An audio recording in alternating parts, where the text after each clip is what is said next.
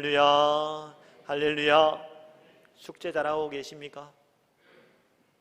7월입니다. 벌써 반년의 시간이 지났고 새로운 반년의 첫 주일입니다. 제가 우리 성도님들께 매달 첫째 주가 되어지면 숙제를 점검하겠다라고 말씀을 드렸습니다. 숙제는 어려운 것이 아닙니다. 저를 한번 따라해 보시기 바랍니다. 텐텐 감사운동. 잘하고 계시죠? 네, 감사합니다. 하루에, 꼭 하루입니다.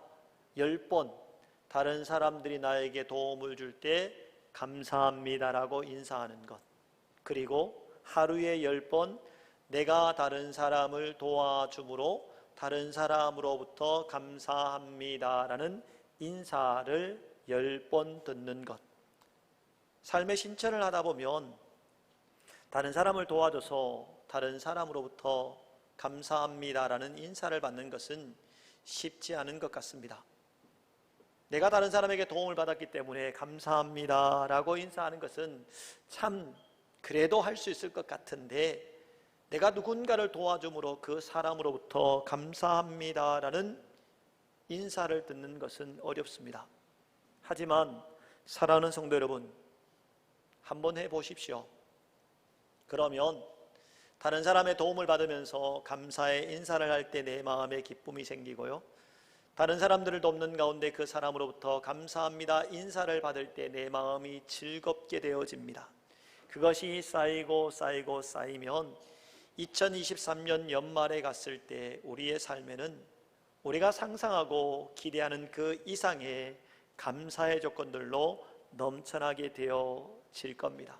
숙제 잘하심으로 하나님의 그 큰 사랑 경험하는 우리의 삶 되어지기를 축원합니다. 오늘은 맥주 감사주일입니다. 성도님들 가운데 이런 이야기를 하시는 분들이 있습니다. 목사님, 맥주절기는 구약 성경에서 말씀하는 구약 이스라엘 백성들이 농경사에서 지킨 절기 있는데 왜 현대를 살아가는 농경문화도 아닌 우리가 맥주 감사주일을 지켜야 합니까? 라고 말합니다. 네, 그분들의 말처럼 우리는 농경문화 속의 삶을 살아가고 있지 않기 때문에 맥주 감사절을 지킨다는 것이 애매할 수도 있습니다. 그런데 이런 의미에서 맥주 감사주일을 생각해 보면 어떨까요? 맥주 감사주를 또 다른 절기로 어떻게 불러왔나 하면요, 77절 혹은 오순절이라고 불렀습니다. 유다의 전통, 유대민족의 전통을 한번 가지고 생각해 보면 오순절 날이 정말 중요합니다. 왜냐하면 이스라엘 백성들이 애굽 땅에서 나와 하나님의 약속하신 가나안 땅으로 들어가는 과정 속에 10계명을 받게 되어집니다. 그 10계명을 언제 받았느냐? 오순절 날에 받았다라는 겁니다. 우리가 예수 그리스도를 믿음으로 하나님께 나와 예배를 드립니다. 혹은 개인의 삶을 살아가면서 하나님의 말씀을 읽습니다. 말씀을 듣고 성경을 읽으면서 그 말씀을 통해서 기쁨과 위로함을 얻습니다. 그 하나님의 말씀을 통해서 하나님이 얼마나 나를 사랑하고 계시는가 깨닫게 되어집니다. 하나님의 말씀을 묻고 읽고 듣고 묵상하는 가운데 우리의 삶에 찾아온 문제에 대한 답을 얻게 되었습니다. 말씀을 통해서 주시는 하나님의 은혜가 있다면 시내산에서 이스라엘 백성들이 하나님께서 부여주시는 10계명을 받은 오순절 날 맥주 감사절을 지켰던 것처럼 우리 또한 하나님의 말씀을 통해서 은혜가 있다면 맥주 감사절을 지킴에 타당한 이유가 되지 않을까요? 또 한 가지, 신약시대의 하나님의 백성인 성도들은 그때에도 우리와 동일하게 농경문화는 아니었습니다. 그럼에도 불구하고 그들이 왜 맥주 감사절을 지켰느냐? 조금 전에 말씀드린 오순절 날을 생각해 보시기 바랍니다. 위로부터 임하시는 하나님의 성령의 임재가 성도들의 심령 가운데 임했고 그 성도들을 통해서 신약교회, 기독교 교회가 탄생하고 출발되어졌기 때문에 그 어떤 절기보다 더 열심으로 지켰던 절기가 맥주 감사주일입니다. 이런 의미에서 우리가 하나님께 나와 예배를 드립니다. 하나님의 성령의 임재를 경험하고 그 성령님을 통해서 위로함을 얻게 되어집니다. 하나님의 성령께서 내게 찾아오셔서 내 상한 마음을 치유하십니다. 내 상한 육체를 고치시는 하나님의 능력을 경험합니다. 도저히 해결할 수 없는 문제가 하나님의 성령의 일하심을 통해서 해결되어지는 일들을 경험했다면 추수를 통해서 감사하는 마음으로 첫 예물을 드리는 맥주 감사절의 의미가 아니라 그 하나님의 성령을 통해서 역사하시는 하나님의 은혜 때문에 마땅히 하나님께 나와 맥주 감사의 예배를 드리는 것이 합당하지 않을까요?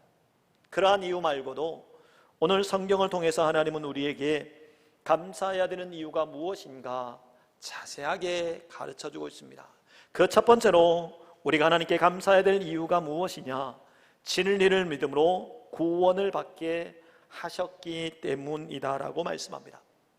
제가 설교의 말씀을 전하면서 누차 말씀을 드린 겁니다. 사실 우리는 하나님과 전혀 관계가 없는 사람들입니다. 내가 어떻게 예수 그리스도를 믿노라 고백할 수 있을까요? 혹은 내가 어떻게 하나님의 자녀가 되었다라고 말할 수 있을까요?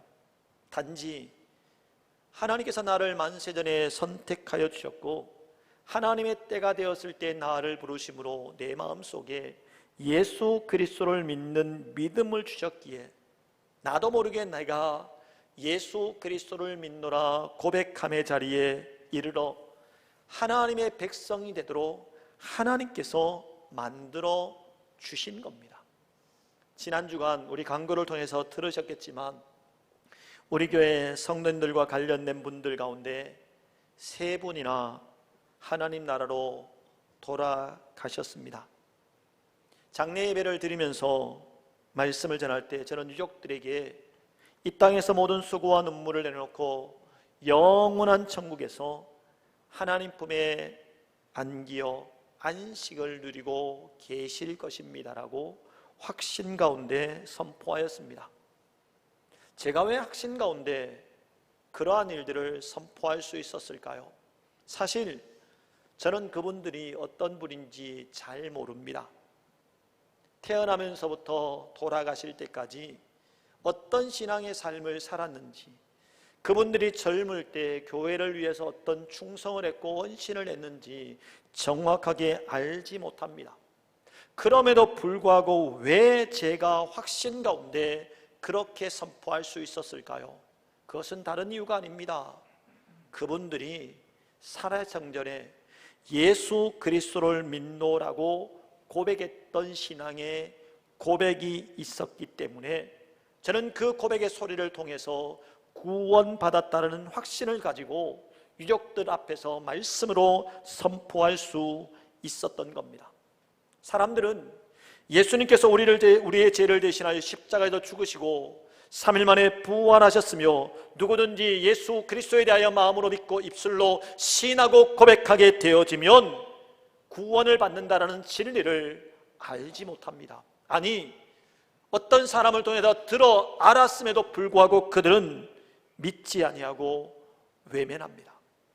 하지만 다른 사람과 달리 나는 진리를 들었습니다. 그리고 진리를 알게 되어졌고 그 진리를 외면하지 아니하고 인정함으로 믿음으로 고백함의 자리에까지 이르게 되어 하나님의 자녀가 되어졌습니다. 사랑하는 성도 여러분, 우리가 매주 감사 예배를 드리고 혹은 이 예배가 아니라 할지라도 매 주일마다 하나님께 나와 예배를 드려야 될 감사할 첫 번째 이유는 바로 진리가 되시는 예수 그리스도를 믿는 믿음을 나에게 주심으로 말미암아 내가 구원을 받아 하나님 나라 백성이 되었다라는 사실입니다. 우리의 수고가 아닙니다. 우리가 구원을 얻기 위해서 어떠한 역할과 헌신과 노력을 한 것도 아닙니다. 오직 구원은 하나님의 은혜입니다. 하나님께서 우리에게 거저 베풀어 주신 은혜가 구원의 진리입니다. 진리 되시는 예수 그리스도를 믿음으로 구원을 얻었다는 사실로 인하여 하나님 앞에서 그 사실 하나만으로도 감사하는 삶을 살아가는 우리의 삶이 되어지기를 소망합니다. 두 번째로 우리가 이 땅에서 감사의 삶으로 살아가야 될 이유가 무엇이냐? 우리에게 좋은 소망을 주시기 때문이다라고 말씀합니다. 죽음 이후에 세계가 있을까요? 없을까요?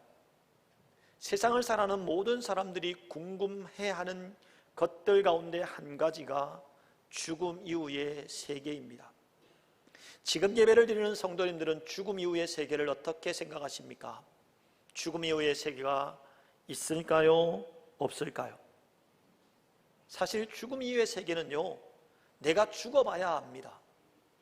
죽었다가 눈을 떠 다시금 세계가 펼쳐질 때 다음 세계가 있구나 라고 확인할 수 있는 겁니다. 하지만 저는 감히 죽음 이후의 세계가 반드시 존재한다라고 말합니다. 왜 그럴까요? 우리가 믿고 있는 성경이 그것을 우리에게 가르쳐주고 있기 때문에. 또 한 가지는 엄마 뱃속에 있는 아이를 생각해 보면 우리가 유추해 볼 수 있습니다. 엄마 뱃속에 10달 동안 아이가 자랍니다. 그 아이는 엄마 배 밖에 다른 세계가 있음을 알까요? 모를까요? 가끔 소리가 들려옵니다. 빛도 비추어집니다. 하지만 그 아이는 엄마 배 밖에 있는 세계에 대해서 알 수가 없습니다.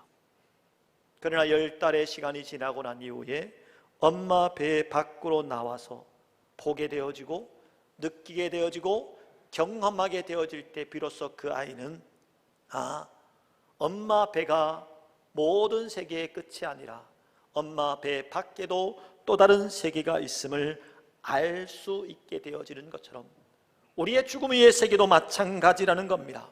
정확하게 알지는 못하지만 죽고 난 이후에 우리의 눈으로 볼 때 분명히 다음 세계가 있음을 깨닫게 되어지는 겁니다. 그 죽음의 이후의 세계, 어떤 세계일까요? 우리가 알고 있는 것처럼 천국과 지옥입니다.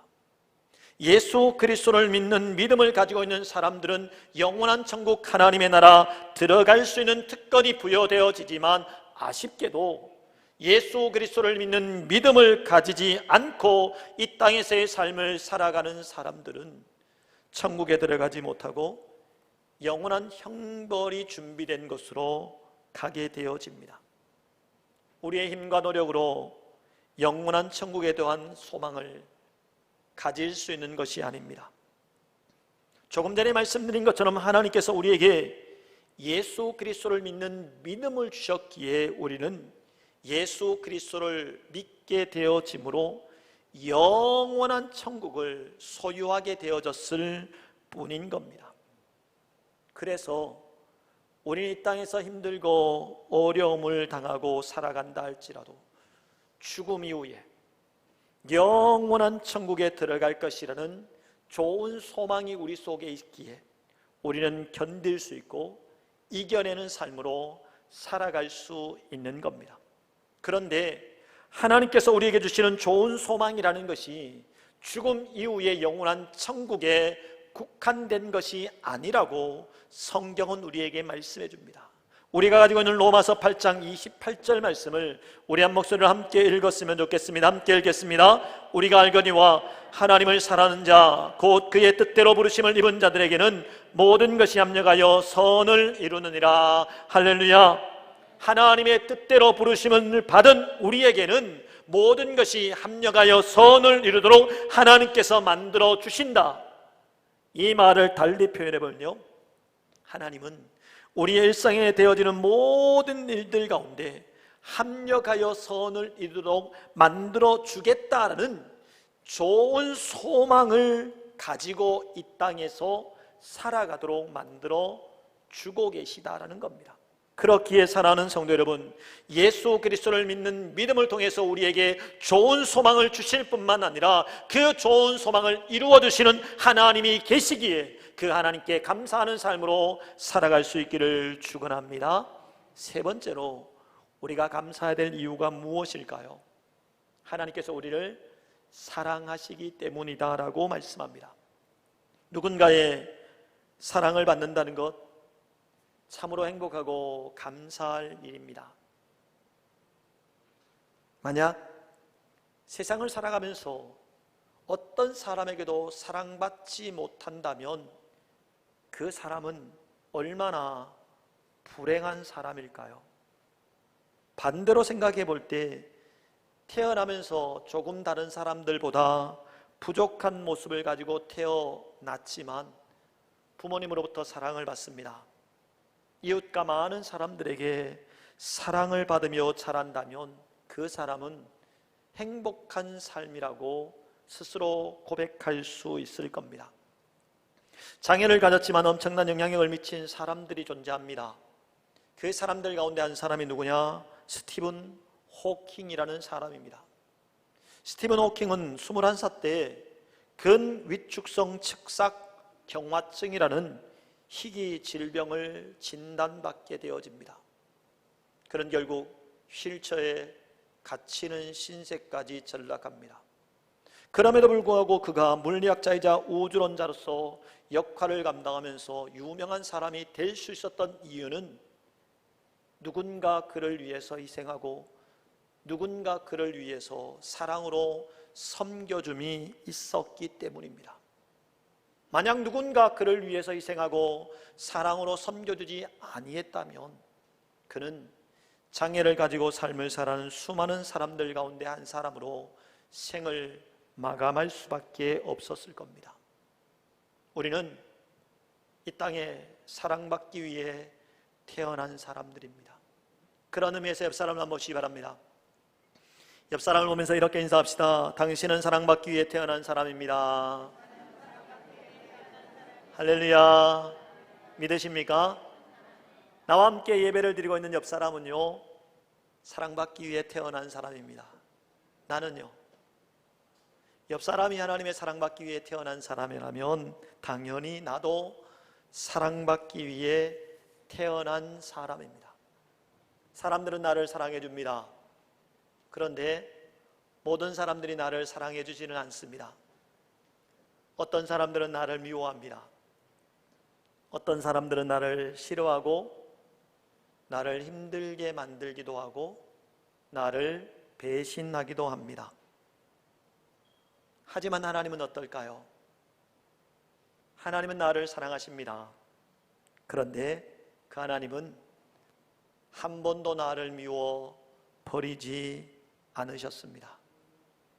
언제나 어디에서나 어떤 환경 가운데서도 하나님은 나를 사랑해 주셨습니다.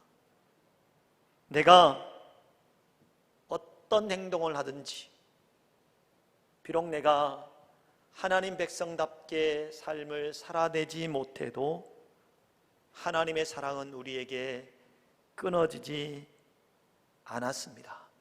믿으십니까? 믿으십니까? 성경이 그렇게 말씀해 줍니다. 우리 가지고 있는 로마서 8장 39절 말씀을 한 번 더 읽도록 하겠습니다. 함께 읽겠습니다. 높음이나 깊음이나 다른 어떤 피조물이라도 우리를 우리 주 그리스도 예수 안에 있는 하나님의 사랑에서 끊을 수 없으리라. 할렐루야. 하나님의 사랑, 그 어떤 것으로도 끊을 수 없고 언제나 나를 사랑하고 계시는 하나님을 기억하실 수 있기를 소망합니다. 다음으로 우리가 감사해야 될 이유가 무엇일까요? 우리의 마음 가운데 찾아오셔서 위로해 주시기 때문이다라고 성경은 우리에게 말씀해 줍니다. 조금 전에 말씀드린 것처럼 세 번의 장례 예배를 드리면서 저는 유족들에게 이런 말씀을 드렸습니다. 사랑하는 사람을 먼저 하나님 나라로 보내고 난 이후에 유족들에게 어떤 말로 위로를 전한들 위로가 되지 않을 것이라고. 그러면서 이 땅에서 모든 슬픔과 수고와 눈물을 내놓고 영원한 천국에서 하나님 품에 안겨 안식을 누리고 계시는 그분을 생각하면서 위로함을 받았으면 좋겠다라는 말씀을 드렸습니다. 이런 것처럼 우리는 이 땅의 삶을 살아가면서 홀로 살아갈 수 없는 존재임을 다시 한번 생각해 봅니다. 사람과 더불어 삶을 살아가야 되는 존재입니다. 그런데 그 사람들 통해서 상처를 받습니다. 그 사람 때문에 시험 받습니다. 그 사람 때문에 괴롭습니다. 그 사람 때문에 때때로 힘듦을 경험하기도 합니다. 그럼에도 불구하고 왜 하나님은 사람들과 함께 살아가야 하는 존재로 우리를 만드셨던 것일까요? 비록 사람들을 통하여 상처를 받고 힘듦을 경험하게 되어진다 할지라도 그 사람들을 통해서 위로를 얻을 수 있도록 만드셨기 때문입니다. 내가 지쳐 넘어져 있습니다. 누군가 나에게 찾아와 손을 잡아주지 않으면 쓸쓸히 생을 마감합니다. 그런데 한 사람이 찾아와 나를 붙잡아주고 일으켜 세워줌으로 위로를 전해줍니다. 내가 아무것도 할 수 없는 지경에 이르렀을 때 나를 찾아온 사람들이 나를 꼭 안아줌으로 위로해 줍니다. 내가 모든 것을 포기할 수밖에 없는 지경까지 이르렀을 때 사람들이 외면하지 않고 나를 찾아와 나를 도와줌으로 새로운 희망을 가지게 되어집니다. 사람들을 통해서 위로함을 얻지만 하나님께서 사람을 만드실 때 사람들로 인한 위로가 모든 것이 충족되도록 창조하신 것은 아닙니다. 비록 사람들로 인하여 위로를 얻었다 할지라도 하나님으로부터 위로함을 얻어야 진정한 위로가 있을 수 있도록 만드셨다라는 겁니다. 사람들이 나에게 찾아와 위로해 줍니다. 하지만 하나님으로부터 공급되어지는 위로를 얻지 못하게 되어질 때 우리는 온전히 일어설 수 없고 진정한 희망을 새롭게 가질 수 없는 존재입니다. 그렇기 때문에 하나님은 우리를 찾아오십니다. 그리고 우리를 만나 주심으로 위로해 주십니다. 졸지도 주무시도 않으시는 하나님께서 우리의 모든 형편을 아시기에 우리를 만나 주심으로 하나님 품에 꼭 안아 주십니다. 어미새가 그 새끼와 알을 품에 품은 것과 같이 하나님은 우리를 안아주시고 품에 품어주심으로 위로를 전달해 주십니다. 사랑하는 성도 여러분, 지금도 살아계신 하나님은 나의 형편을 아시기에 나를 안아주시고 나를 품어주심으로 위로해 주기를 원하신다라는 사실을 기억함으로 그 하나님의 위로함 때문에 새 힘을 얻는 우리의 삶 되기를 소망합니다.